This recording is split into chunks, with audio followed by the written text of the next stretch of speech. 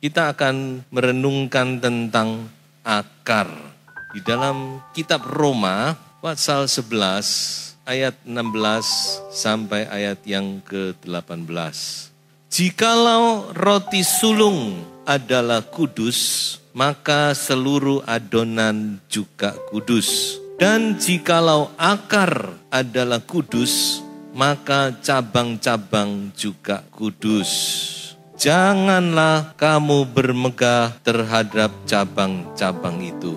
Jikalau kamu bermegah, ingatlah bahwa bukan kamu yang menopang akar itu, melainkan akar itu yang menopang kamu. Ada beberapa hal tentang akar yang ingin saya sampaikan untuk mendasari khotbah ini. Kita tahu bahwa semua itu tanaman selalu ada akarnya. Dan bukan cuma tanaman, bahkan saya katakan semua hal itu ada akarnya. Dan akar itu yang menentukan, seperti yang dikatakan di dalam ayat yang ke-16, dikatakan, jikalau akar adalah kudus, maka cabang-cabang juga kudus. Jadi akar ini menentukan keberadaan tanaman, menentukan kalau tanaman itu tanaman buah, maka menentukan buah yang bagaimana yang akan dihasilkan. Yang pertama, kita harus mengerti bahwa akar itu tersembunyi. Ini yang sudah jelas. Yang namanya akar itu tidak pernah muncul di permukaan. Dia tersembunyi di bawah permukaan tanah. Sehingga seringkali akar ini diabaikan. Orang tidak mungkin bertanya akarnya apa, tidak mungkin. Atau orang mau tahu bagaimana bentuk akarnya. Karena memang tersembunyi, tidak kelihatan. Itu yang pertama. Jadi akar ini seringkali terlupakan, tetapi kita harus mengerti bahwa yang tersembunyi ini sangat penting. Seperti yang sudah saya sampaikan tadi. Walaupun tersembunyi, tapi akar ini menentukan. Yang kedua, akar itu menopang. Jadi kita jangan lupa bahwa satu tanaman kuat teguh itu karena akarnya kuat. Seperti pohon oak tree, ya, pohon oak.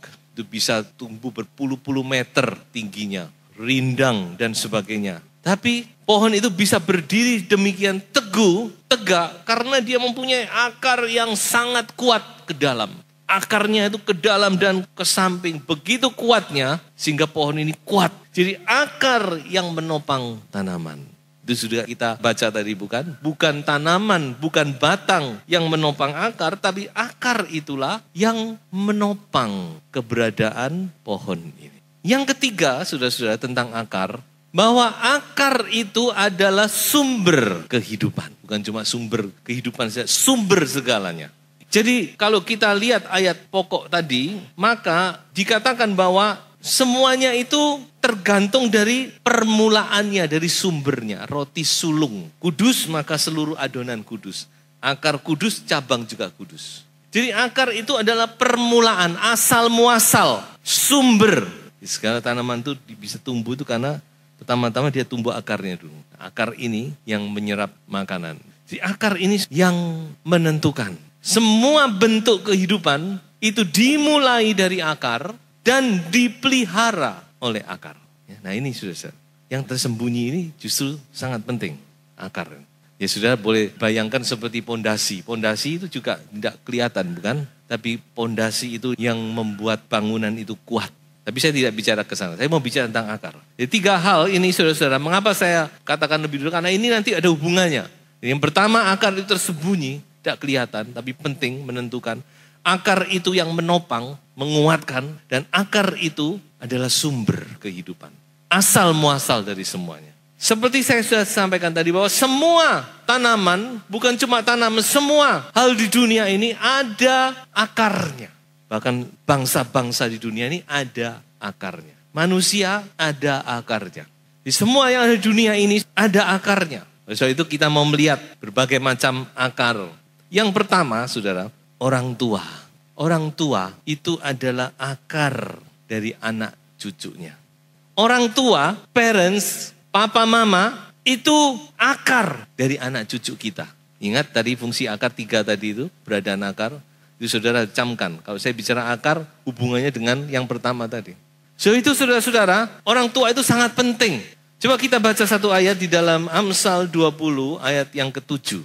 Orang benar yang bersih kelakuannya, berbahagialah keturunannya. Jadi kita ini menentukan kebahagiaan dari anak cucu kita. Sudah keberadaan kita ini penting. Bagaimana anak cucu kita, keturunan kita, itu sangat tergantung dengan orang tua. Jadi kalau kita ingin melihat kebahagiaan dari anak cucu turunan kita, firman Tuhan tadi berkata apa? Orang benar yang bersih.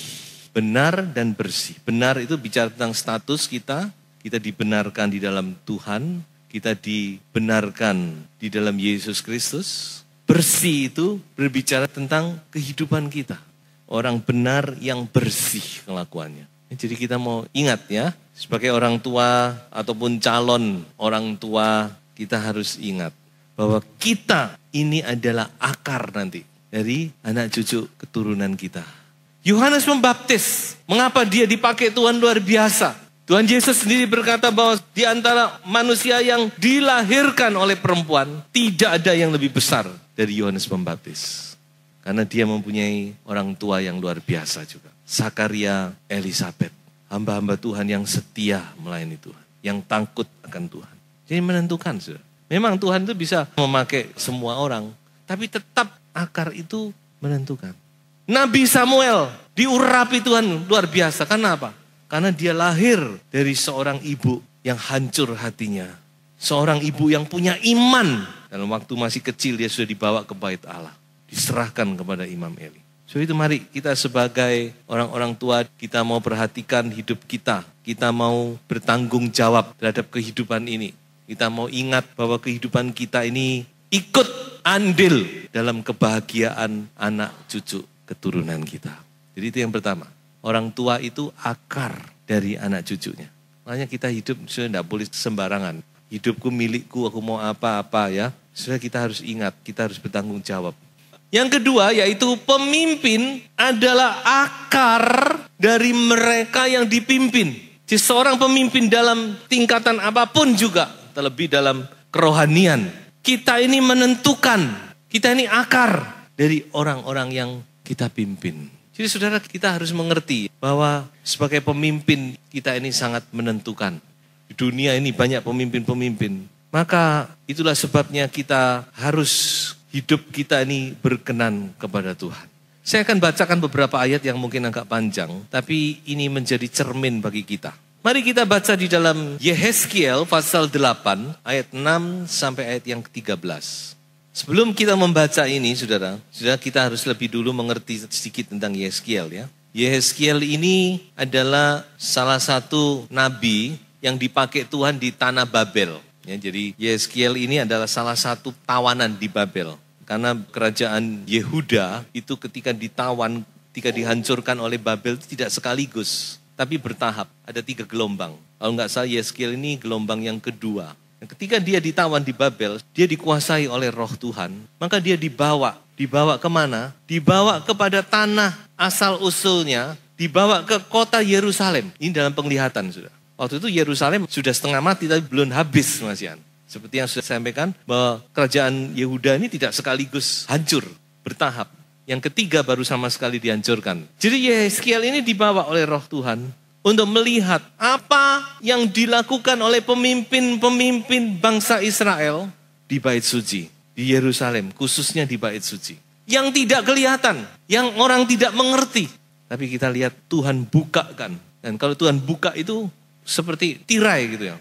Habis yang ini, lebih dalam lagi dilihatkan yang ini, lebih dalam lagi sampai yang paling dalam. Apa yang mereka berbuat, itu Tuhan nyatakan kepada Yehezkiel. Coba kita baca ya. Yehezkiel pasal 8 ayat 6 mulai. Firman-Nya kepadaku, hai anak manusia, kau lihatkah apa yang mereka perbuat? Yaitu perbuatan-perbuatan kekejian yang besar-besar yang dilakukan oleh kaum Israel di sini. Sehingga aku harus menjauhkan diri dari tempat kudusku.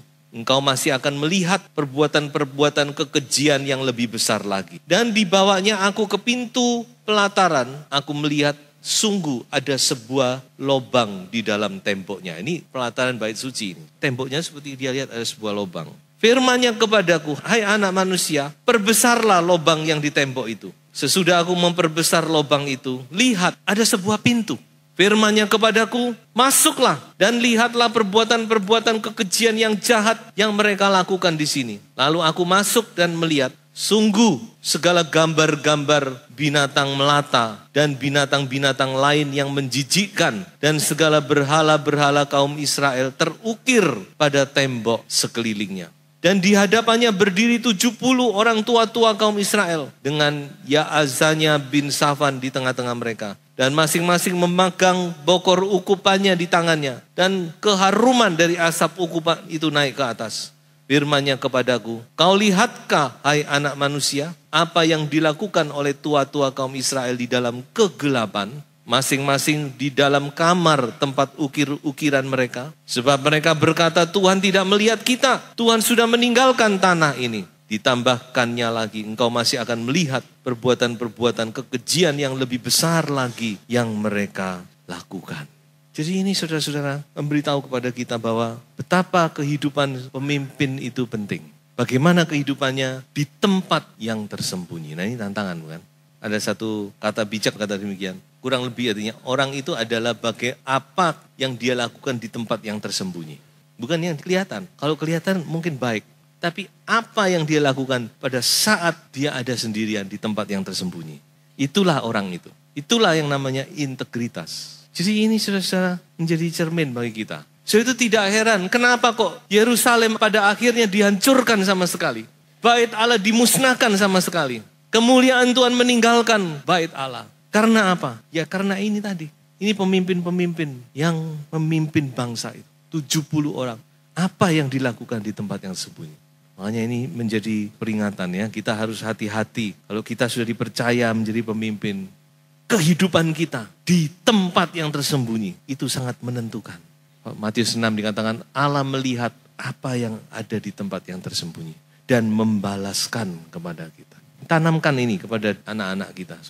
Kalau kita mengerti hal ini, kita tidak usah khawatir kehidupan mereka. Zaman sekarang ini jahat sekali.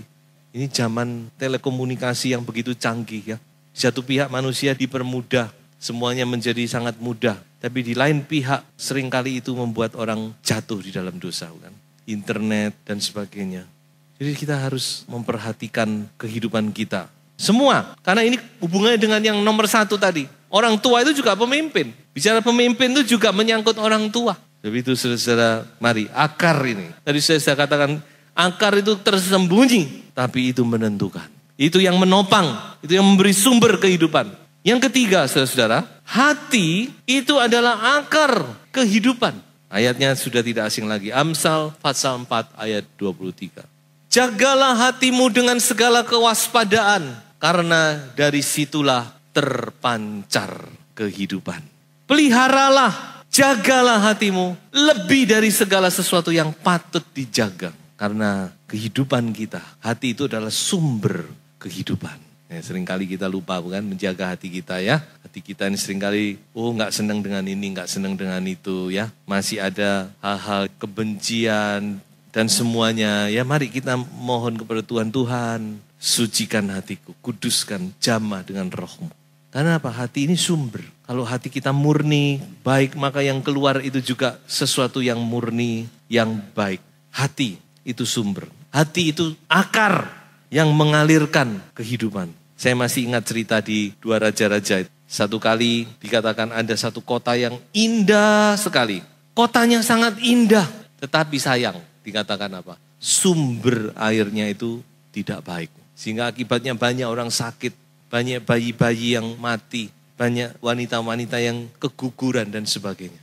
Hanya dipanggillah Nabi Allah datang, minta tolong supaya disehatkan airnya. Dikatakan Nabi Allah membawa pinggan berisi garam. Dibawa ke sumbernya. Mana sih sumbernya air ini? Dia bawa, dia cari sumbernya. Sampai di sumbernya dia ambil garam. Dimasukkan ke sumber itu. Lalu airnya menjadi netral, menjadi sehat. Ini bicara tentang hati manusia. Garam itu bicara tentang firman. Garam juga bicara tentang Roh Kudus, urapan Roh Kudus.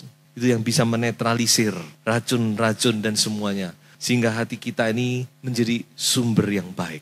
Yang keempat, doa itu adalah akar dari segala-galanya. Amin, saudara. Doa itu akar. Doa itu seperti akar yang menyerap sari-sari makanan dan sebagainya. Membuat kita menjadi subur. Nah, teristimewa ini doa pagi. Saya bisa memberikan satu gambaran ya, bagaimana doa pagi itu seperti akar kita ini merambat mencari sumber air. Dan ketika ketemu sumber air, akar ini menyerap air yang jernih.